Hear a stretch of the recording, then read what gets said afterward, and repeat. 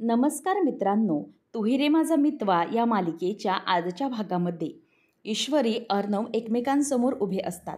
ईश्वरीने राकेशसोबत लग्नाचा निर्णय घेतला. त्यामुळे आता अर्णवही मागे पुढे न बघता ईश्वरीला सांगतो की हा अर्णव राजेश शिर्के पण आता लग्न करतोय लावण्या देशमुखसोबत. हे ऐकल्यानंतर ईश्वरीला धक्काच बसतो. ती त्याच्याकडे अगदी शॉक लागल्यासारखे पाहतच राहते. आजीला आणि वल्लरीला अगदी मोठा धक्काच बसलेला असतो की फायनली अर्णवले लग्नाला होकार दिलाय. त्या दोघी अगदी आवासून त्याच्याकडे बघतच राहतात. अर्णव म्हणतो, आणि मिस इंदोर, आतापर्यंतची तुझी ही सगळ्यात मोठी ऑर्डर असणार आहे, कारण अर्णव आणि लावण्याच्या लग्नात मिठाई ही ईश्वरी स्वीट्समधूनच मागवली जाणार आहे. त्यामुळे आतापर्यंतची ही तुझी सर्वात मोठी ऑर्डर असेल. त्या गोष्टीचा ईश्वरीला काहीही आनंद होत नसतो. ऑर्डर मिळाली किंवा कोणतीही गोष्ट तिला महत्त्वाची वाटत नसते. अर्णवने लग्नाला होकार दिलाय यामुळे तिला धक्का बसलेला असतो. त्यानंतर तो म्हणतो की हां, एक आणखी गोष्ट म्हणजे यू आर इन्व्हायटेड. हां, तुला माझ्या लग्नामध्ये यायचंच आहे. आणि हो, तू आणि तुझे ते राकेशजी दोघेही सोबत जोडीने आमच्या लग्नाला यायचं आहे.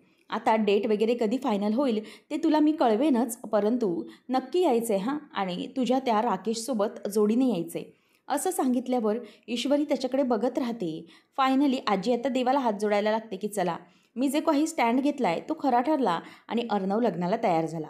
अर्णव म्हणतो की ठीक आहे ना, आणखी काय बोलायचं आहे का तुला? आजीला आणि वल्लरीला त्यामुळे खूपच आनंद झालेला असतो. त्या दोघीही तिकडे काहीही न बघता गपचूप समोरून निघून जात असतात.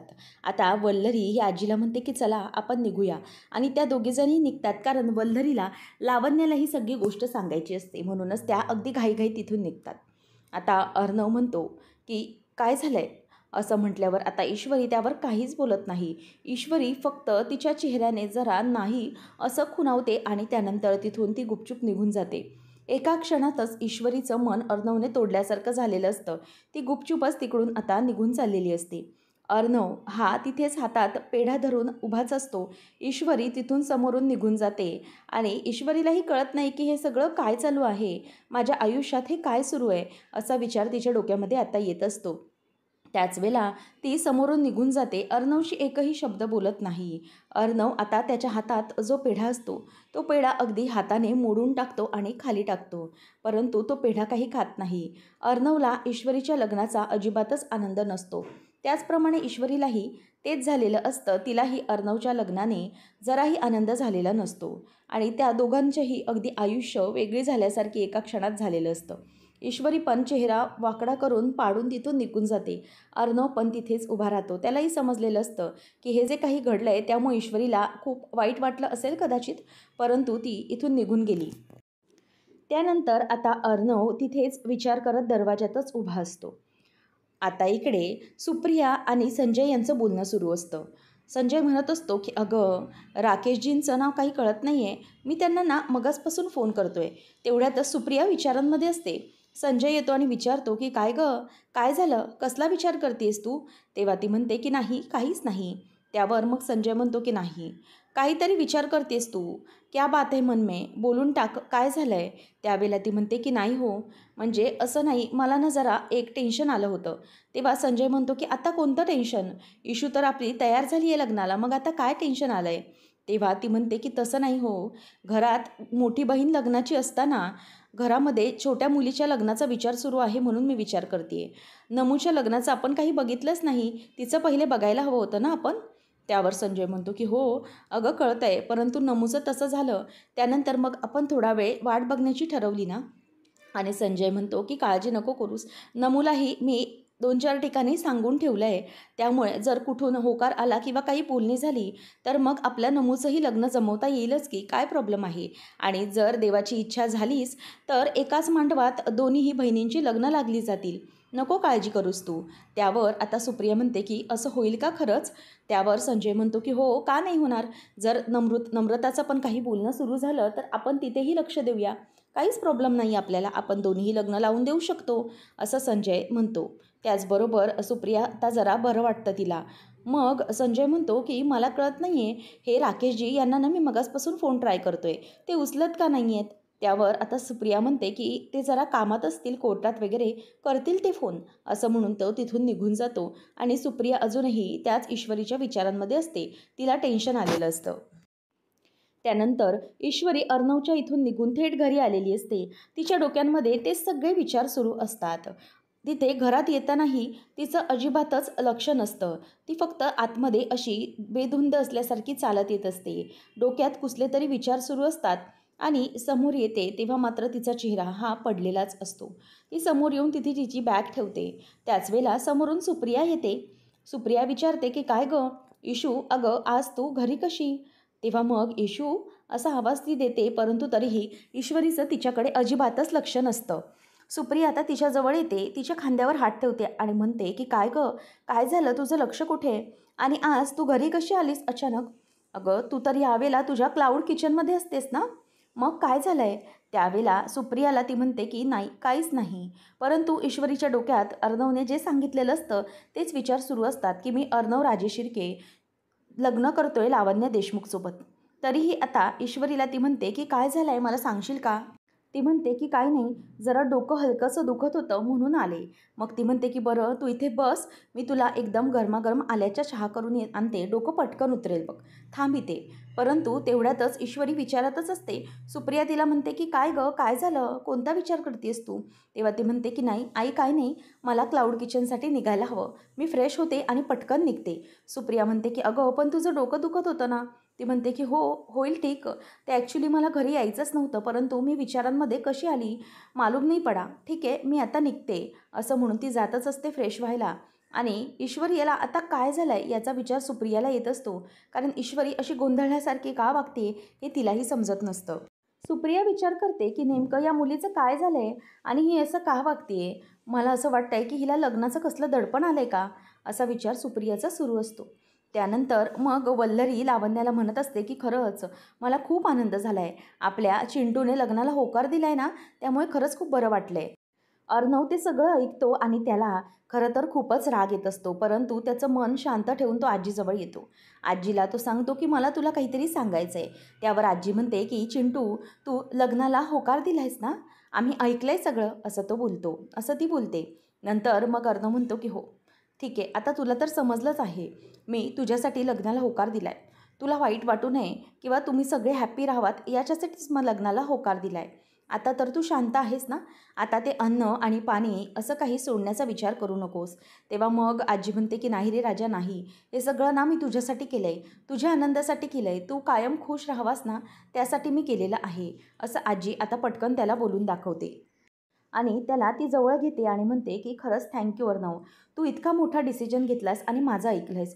तेवढ्यातच लावण्य तिथे येते आणि लावण्य म्हणते की आजी, असा प्रेमाने आवाज देतच ती तिथे आतमध्ये येते. त्यावेळेला मग आता इथे लावण्य खूपच लाजत असते. वल्लरी आल्याबरोबर म्हणते की अगं लावण्या, ये ये लवकर ये. तेव्हा ती म्हणते की हो आजी, मी इतकी आनंदाची बातमी ऐकली आणि मी इथे धावतच आले. मग वल्लरी सांगते की हो अहो आई, मीच बोलावून घेतलं तिला, मलाही खूप आनंद झाला होता आणि हे ऐकल्यानंतर तिलाही खूप आनंदच होईल ना, म्हणून मी तिला बोलावून घेतलं. तेव्हा मग लावण्याला ती म्हणते की अगं आता बघत काय बसली आहेस, इतका आनंदाचा क्षण आहे, ये आणि तुझ्या आजी सासूबाईंच्या पाया पड आणि आशीर्वाद घे त्यांचा. तेव्हा लगेच लावण्य येते आणि आजी नमस्कार करते. तेव्हा आजी तिला जवळ घेते आणि अर्णवलाही जवळ घेते आणि म्हणते की दोघंजणही असेच खुश राहा, मला खरंच खूप आनंद झाला आहे. चिंटू, तू आणि लावण्या दोघांचंही लग्न होतं आहे, आता मला खूप आनंद होतो आहे, मी काय सांगू. त्याबरोबर तो काही बोलणारच नसतो. तो बोलतो की जरा मी येतो, एक्सक्यूज मी, मला एक महत्त्वाचा कॉल आहे, असं बोलून अर्णव निघून जातो. लावण्य आता खूप खुश होत असते आणि लाजत लाजतच त्या दोघींकडे बघत असते. तेव्हा आजी म्हणते की चला लावण्या, फायनली आपल्या चिंटूने लग्नाला होकार दिलाय, त्यामुळे तू एक काम करायचं आहेस, तू आता तुझ्या आईला लवकरात लवकर US वरून बोलावून घे. म्हणजे कसं आहे, लवकर आपली लग्नाची बोलणी झाली पाहिजेत, लवकर करायला हवं ना सगळं. आता एकदा तर लग्नाला सुरुवात करायला हवीच, बोलणी झाली पाहिजे, सगळ्या गोष्टी पटापट झाल्या पाहिजेत. आता दोघंही तयार आहातच, तर मग कशाला वाट बघायची हो की नाही. असं म्हटल्यावर आता लावण्य लाजते आणि लाजतच मी येते हां असं म्हणून निघून जाते. तेव्हा आता लावण्याला बघतच वल्लरी म्हणते की बघितलं का आई, लाजली ही पोरगी चक्क. खरंच मला तर खूप आनंद झाला आहे. अहो, इतका आनंद झाला की मी तिला ना इथे बोलावूनच घेतलं. बरं झालं हे सगळं घडलं. खरं तर आपल्या अर्णवने लग्नाला होकार दिला, एका अर्थी बरंच झालं. त्यावर आता आजी विचार करते की हो, खरं तर हे सगळं करते ना वल्लरी, ते मी त्याच्या सुखासाठीच करते आहे. दोघंजणही अगदी लग्न होऊन सुखी व्हावीत असंच मला वाटतंय आणि मला सात्विकासारखं व्हायला नको आहे त्याचं, म्हणूनच मी हा निर्णय घेतला आहे. त्याबरोबरच इथे आता वल्लरी ही मनातच खुश होते आणि म्हणते की ते काही असो, परंतु मला हवं तसं होणार आहे. And that is that. त्यावेळेला आई अंबाबाई असं म्हणून हात जोडत असते आणि मुद्दामच वल्लरी देखील तिच्या जोडीनेच देवीला हात जोडत असते की तिच्या इच्छाही मनातल्या पूर्ण झाल्यात आणि आता फायनली तिच्या ज्या मनात इच्छा आहेत म्हणजे आकाशचा सगळा बिझनेस होणं याची सुरुवात झालेली असते.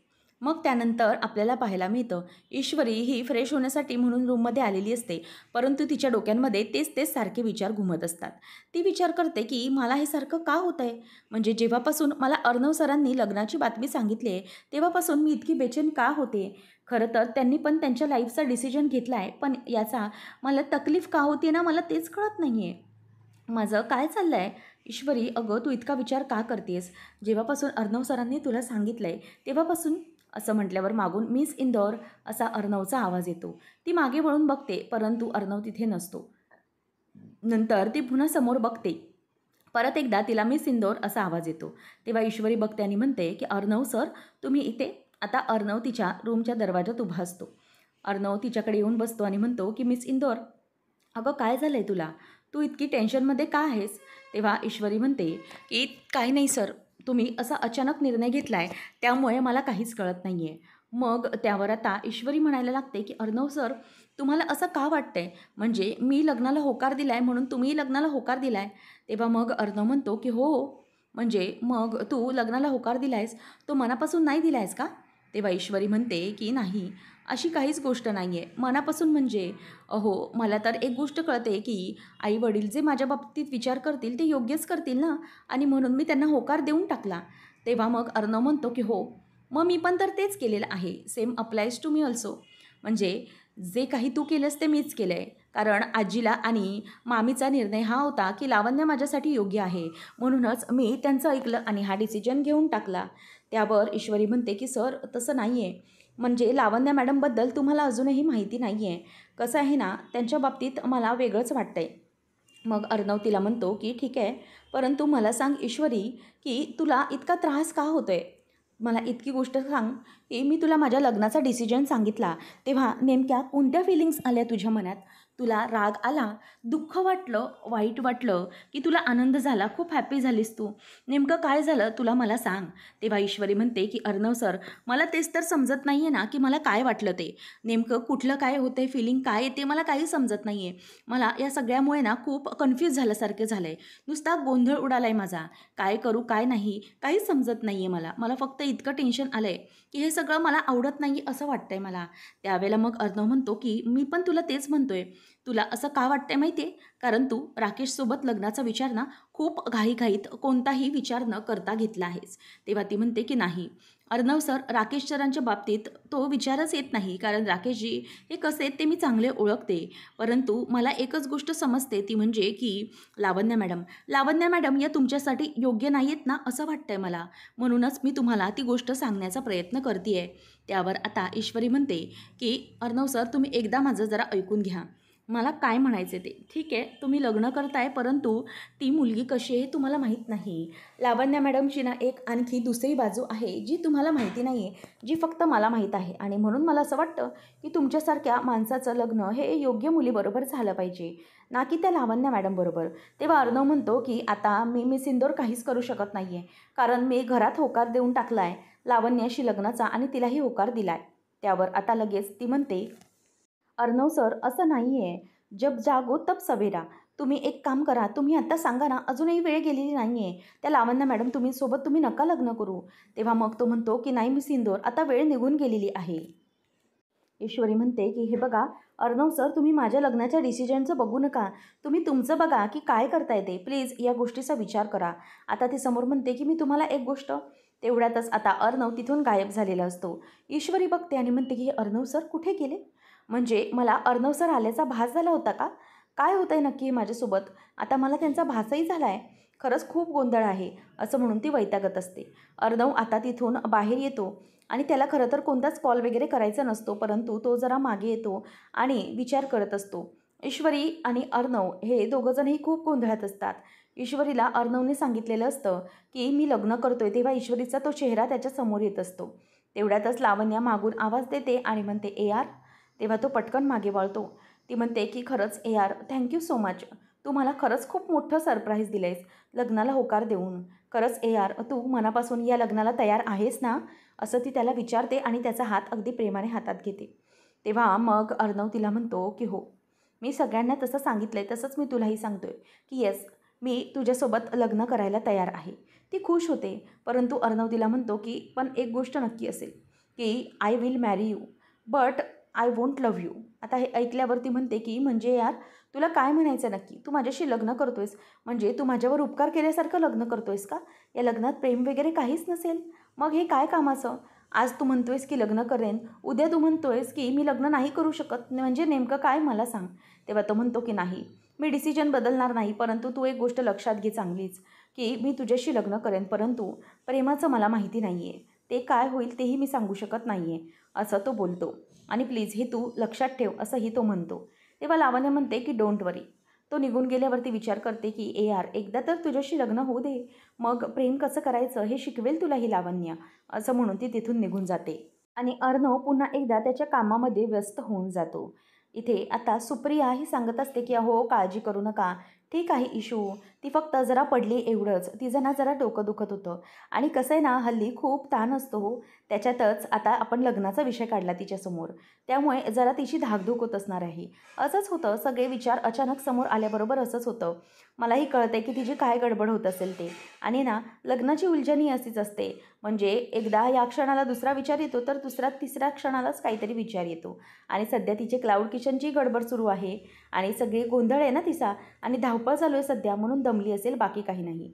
त्यावर आता तो म्हणतो की बरं ऐकलं का, मी राकेशजींबरोबर बोललो आहे हां, म्हणजे ते येत आहेत बोलण्यासाठी. तेव्हा सुप्रिया म्हणते की बरं झालं, ठीक, तुम्ही त्यांना बोलावून घेतलं. तेव्हा मग ते येतच असतील असा विचार ते करत असते. तेवढ्यातच राकेश म्हणतो की येऊ का काका आतमध्ये? तो म्हणतो की अहो या या आतमध्ये या. सुप्रिया म्हणते की अहो तुम्हाला 100 वर्ष आयुष्य राकेशजी, आत्ताच तुमच्याबद्दल बोलत होतो. आणि मग बोलण्यासाठी राकेशला ते पुढे बोलवतात. ईश्वरी इथे तिच्या आईचं पेंडंटचं लॉकेट घेऊन बसलेली असते. आईबाबांचा फोटो बघून तिला त्यांची खूप आठवण येत असते. कशाप्रकारे आईबाबांनी तिला लहानपणी ते पेंडंट गळ्यात घातलेलं होतं आणि त्या सगळ्या गोष्टीमुळे ते खूप रडत असते. त्यावेळेला इथे आता ती विचार करते की काय करू? आई बाबा, मला का अस्वस्थ वाटतंय मला खरंच कळत नाही आहे. सुप्रिया येते आणि म्हणते की अगं इशू. तेवढ्यातच तिचं लक्ष ईश्वरीकडे जातं. ती डोळे पुसत असते आणि ती म्हणते की का गं ईश्वरी, तू का रडतेस? काय झालं तुला? प्लीज सांग ना मला. आणि एक मिनटं, जर तू कुठल्याही दबावाखाली असशील, तुला असं वाटत असेल की आम्हाला वाईट वाटेल, तर तू असा विचार करू नकोस. जर तुला राकेशजींसोबत लग्नाला नकार द्यायचा असेल किंवा तुला आणखी थोडा विचार करण्यासाठी वेळ हवा असेल, तर तो नक्कीच घे. त्यामुळे प्लीज तू या गोष्टीचा विचार करू नकोस की आम्हाला काय वाटेल. तू नको विचार करूस इशू, तू शांत राहा, असं ती आता तिला समजावत असते. त्यावेळेला ईश्वरीला खूप वाईट वाटत असतं. ती खूप रडत असते. नंतर तिच्या हातामधला तो लॉकेट तिला दिसतो आणि म्हणते की काय गं, आईबाबांची आठवण येते ना? समजू शकते मी. आता लग्नाची बोलणी सुरू आहेत ना, म्हणून त्यांची तुला आठवण येणं हे साहजिक आहे. तेव्हा ईश्वरी आणखीनच रडायला लागते आणि ती पटकनच सुप्रियाला मिठी मारून जोरजोरात रडत असते. आता सुप्रियाला जाणवत असतं. ती म्हणते की इशू काय झालं आहे? नक्कीच असं काहीतरी आहे जे तुला सतावतं आहे. काय झालं आहे, प्लीज सांगशील का मला? असं आता ती तिला विचारत असते. आणि त्याच वेळेला ईश्वरीला खूप रडू येत असतं. ती त्याच गोष्टींचा विचार करत असते. तर अर्णवने पाटीलला कॉल करून अर्जंटली एका पत्त्यावर बोलावून घेतलेलं असतं. मला जरा एक महत्त्वाचं काम आहे, असं तो त्याला सांगतो. त्यानंतर इथे आता ईश्वरीला मात्र खूपच वाईट वाटत असतं. कारण काही झालं तरीही आता लावण्यसोबत अर्णवने लग्नाला होकार दिला आहे, याचा त्रास तिला सगळ्यात जास्त होत असतो. तर पुढच्या भागामध्ये आपल्याला पाहायला मिळणार आहे की इथे अंजली अर्णवला म्हणत असते की एक मिनिट अर्णव, तिथे ईश्वरीने त्या राकेशसोबत लग्नाला होकार दिला आहे आणि त्यामुळेच तू देखील इथे लावण्याला लग्नाला होकार दिला आहेस, बरोबर ना? लावण्याशी लग्न करायला तू याच कारणामुळे रेडी झालास, हेच कारण आहे ना? तेव्हा लगेच मामा म्हणतो की हे बघ, काही झालं ना, जग इकडचं तिकडे झालं तरीही आमचा विश्वास बसू शकत नाही अर्णव की तुला लावण्य आवडू शकते. तुला लावण्य आवडतच नाही हे आम्हाला सगळ्यांना माहीत आहे. त्यामुळे तू हा जो काही निर्णय घेतला आहेस ना तो चुकीचा घेतला आहे असंच आम्हाला वाटते. खरंच तुला लावण्य आवडते का? असं आता मामा हा त्याला विचारतो. त्याच वेळेला अर्णव हा तिच्याकडे बघत राहतो. मग अंजली म्हणते की चिंटू, मला खरं खरं सांग, तू काय झालं आहे नक्की सांग. तू हे सगळं चुकीच्या पद्धतीने करतोयस हे आम्हाला कळतं आहे. तुला ईश्वरी खरंच आवडते ना? असं आता ती त्याला विचारते. तो गप्पच असतो. नंतर ईश्वरी आता राकेशला बोलत असते की राकेशजी, खरं तर आपल्या लग्नाची बोलणी सुरू आहेत, परंतु तुमच्यासोबत मी असा विचार नाही केला होता. म्हणजे तुमच्यासोबत मी अशी सुखी संसाराची स्वप्न ही समोर अशी नाही बघू शकत. म्हणजे ती चित्रच मला रंगवता येत नाही आहेत. असं म्हटल्यावर आता राकेश तिला काही बोलूच देत नाही. तो पटकन आता ईश्वरीचा हात धरतो आणि म्हणतो की ईश्वरीजी, नका काळजी करू तुम्ही, मी तुमच्यासोबत आयुष्यभर राहायला तयार आहे. तो आता घट्ट तिचा हात धरतो आणि तिला म्हणतो की ईश्वरीजी, मी तुमच्यासोबत अगदी 7 जन्म राहीन. 7 जन्म मी तुमची साथ जोडणार नाही. मी तुम्हाला वचन देतो, मी ईश्वरीजी तुम्हाला खूप जपेन. असं म्हटल्यानंतर ईश्वरी आता जराशी गोंधळलेली असते आणि जसा राकेशने तिचा हात धरलेला असतो त्यामध्ये तिला तो स्पर्श अजिबातच आवडत नसतो. कारण तिला राकेशची जे वागणं असतं ते अजिबात पटत नसतं. आता ईश्वरी नेमकं राकेशबद्दल काय विचार करेल आणि राकेश समोर असताना आता ईश्वरीला अर्णववरच्या प्रेमाची जाणीव होईल का? आणि ईश्वरी आपल्या प्रेमाची कबुली अर्णव याला देईल का? हे पाहणं रंजकतेचं ठरणार आहे. अशाच मालिकांचे अपडेट्स जाणून घेण्यासाठी आजच आपल्या चॅनलला सबस्क्राईब नक्कीच करा. धन्यवाद.